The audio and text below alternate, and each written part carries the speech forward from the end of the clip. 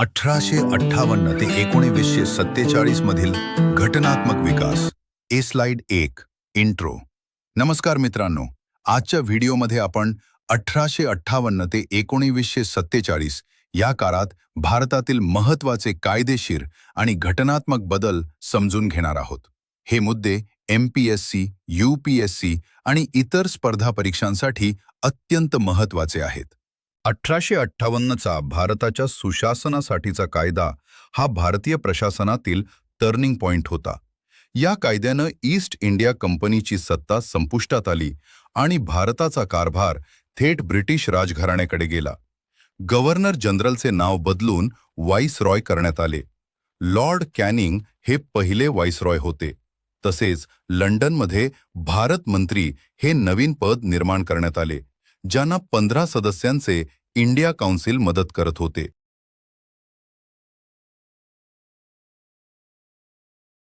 1891च्या कायद्याने भारतात मंत्रिमंडळ पद्धतीची सुरुवात झाली.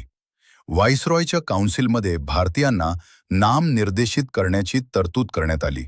मुंबई आणि मद्रास प्रांतांना स्वतःचे कायदे करण्याचे अधिकार देऊन विकेंद्रीकरणाला चालना देण्यात आली.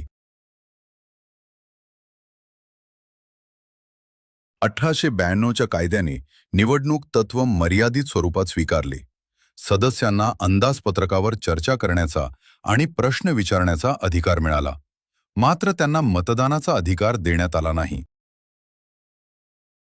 1909 मोडले मिंटो सुधारणा. 1909च्या कायद्याचे सर्वात महत्त्वाचे वैशिष्ट्य म्हणजे मुस्लिमांसाठी स्वतंत्र मतदारसंघ. यामुळे जातीय राजकारणाला सुरुवात झाली. पहिले भारतीय कार्यकारी सदस्य म्हणून सत्येंद्र सिन्हा यांची नियुक्ती झाली. 1919 मॉन्टेग्यू चेम्सफोर्ड कायदा. 1919च्या कायद्याने प्रांतांमध्ये दुहेरी शासन म्हणजेच DRK सुरू केले. विषयांची विभागणी राखीव आणि सोपव अशा 2 भागात करण्यात आली. केंद्रात द्विगृही कायदेमंडळ स्थापन झाले आणि लोकसेवा आयोगाची तरतूद करण्यात आली.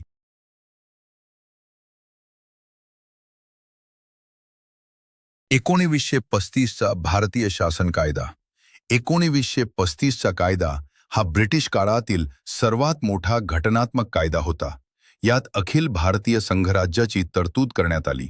प्रांतिक स्वायत्तता लागू करण्यात आली. विषयांची विभागणी. 1947 भारतीय स्वातंत्र्य कायदा.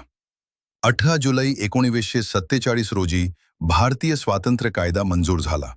या कायद्याने भारताची फाळणी होऊन भारत आणि पाकिस्तान हे 2 देश निर्माण झाले. ब्रिटिश सत्ता पूर्णपणे संपुष्टात आली.